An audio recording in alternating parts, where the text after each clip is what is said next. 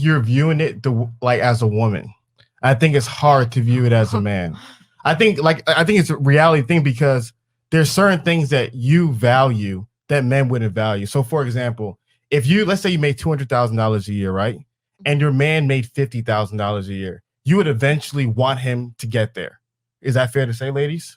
Absolutely. And if he was lazy and he didn't want to get there, he wanted to stay at 50,000, would that be a turnoff? If he didn't want to get better? It's not about laziness. Here's another example. If I wanted to study something and I knew that I wouldn't be able to work for the next 8 years, medical school, for example, then if my man is willing to support me, I want him to eventually be happy with my success. Yeah. So let me finish my example, and I want to answer your question. So the point is that you guys want a man to get on your level. So guys, if a woman was making $50,000 and you're making 200,000, do you want her to make 200,000? Is that a priority for you guys? No, not a priority. So you see, guys, they don't view it that way. They you gotta think about it. Men are conditioned to protect and provide for thousands of years. So men are not looking for a teammate who can do what they do. You know, it's like the best way I can break it down. But it's not about doing. Sorry for interrupting you. Yeah. I apologize. But it's not about doing what they do. It's about doing me and being supported So here's supported emotionally. And here's a problem: a man with options can choose, and unfortunately, you're the worst option. No disrespect. No disrespect, because here's the reality. There's two guys, right? There's a guy that makes 500,000. All things are equal. They're both handsome. They're both tall. They're both successful in their own sense, right? One is a successful teacher making 50,000. One is a successful doctor making 500,000. Which one is more attractive? I'm so sorry. I'm so sorry. I blinked out a second ago. Okay, cool. So there's two guys, and everything is equal. Okay. Thank you. One of them makes 50,000. One of them makes 500,000. Which one is more attractive? Everything is equal.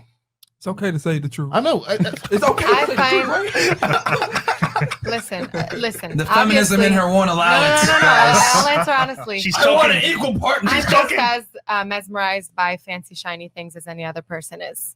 I find that sometimes men who have a lot become entitled. Listen. I just said everything was equal. Okay, then yeah, for sure the man who has more because my life would be better. Because you value that more. So what you got to understand is women who think independence, you like that in men. Yeah. A man being independent, a man not needing you, a man to be able to take care of his stuff on his own. That's what you value in men. Men don't want that in women.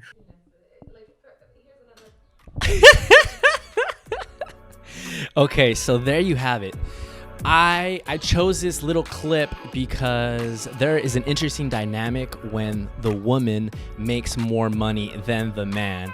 And when I was watching this, you know, it hit me in a certain way, especially right now since I'm a young man. I'm making my money. I'm heading in a certain direction. I'm not all the way there yet. You know, I'm still building and creating and doing what I need to do. And watching this, I felt a certain way, and I was like, shit. You know, she said if she's making 200,000, she expects her man to get to there eventually. And I love when he asks guys, like, if you're making 200,000 and your girl's making 50,000, will you want to, or would you expect her to get to that level eventually? And the guys are like, no, dude, like, you know, we're providers. Well, no, what the fuck? That's weird. Which made me think there's about maybe 3 options you can go with this information, this true information, because females do feel as if they make more money, the dynamics in that relationship is a little skewed, and they would either want to be even or, you know, a little bit below, which is fair, you know. They expect the man to do more, and we expect ourselves to do more, which is fine, which is okay. And there's 3 ways you can go about this. A is make as much money as you can as a man, and that's about it. Choose a woman, make the most you can, figure it out from there. Hopefully you're above her. Number 2 is not to choose a woman that makes more money than you, because then you're entering a relationship with that skewed dynamic, especially if you know yourself and you don't want to push yourself to make that much money, or if it's not viable in your career or whatnot. Don't get in a relationship at all with a woman that makes more money. You know, that's another option or a different perspective of seeing this. Or the perspective that I like and is more manly, in my opinion, is to live your own fucking life through your own eyes. You know, as we become more self-actualized, things like this and this panel and this talking about money and attraction, this shit is really unimportant. This is so unimportant, like, because people have other people's ideas in their head.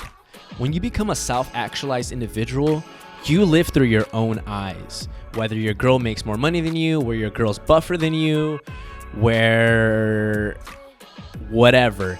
But when you're a self-actualized individual, you move at your own pace, through your own eyes, supported by God, the universe, whatever. And if people want to be around you and support you and be in a relationship with you, then that feels amazing for you and you're happy about that and grateful for that. And if people don't want to be in a relationship with you because you make less money than them, or because the dynamic is flipped and they feel uncomfortable or unsafe with being with you, then you feel grateful for that too, because it's not derailing you, it's not causing you more extra problems. When you're in a self-actualized individual, you live through your own eyes first and foremost. So I feel like they gave these girls kind of a hard time, and you know, I don't know if they brought their own White Claws or if that was provided to them, but I kind of really feel bad for these girls. But guys, for real, you know, they talk a lot about attraction and money and hotness and power in this podcast, which was cool. I do feel like they gave the girls a little bit of a hard time. It is what it is. The girls were relatively really respectful. The guys were a little more aggressive, but it is what it is. But the main thing that came to my head when I was listening to this, you know, my ego got triggered a little bit, but you know, these things, power, money, the scale of balance in a relationship, when you're stepping outside of yourself, these things become important. The flesh becomes important. What you're wearing, how much money you got, how much power is in this relationship. But when you step into your own power and you step into yourself and you're a self-actualized individual, you only see and accept life through your own eyes, knowing what's inside and what is true. And things like this don't matter, but what the mission is ahead of you. Who's a good example of this?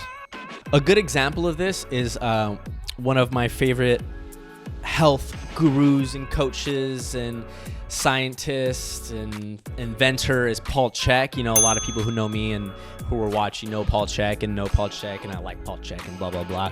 But, you know, at one point, you know, he talks about him being really thin and frail from hurting his back. And, you know, his wife had to carry his luggage. And people would give him like, bro, like, your wife is carrying your luggage? Like, what kind of fucking a man, like, what kind of a man are you, you know? So he had to understand and accept in himself, like, yo, they don't know. People don't know. People don't know what's going on in me. People around me are around me because they want to be. And things...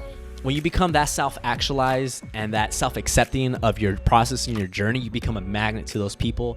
And power, in dynamics in relationships and money, those become second to when you have yourself as a person. So this is a long-winded explanation of get your money right, for sure.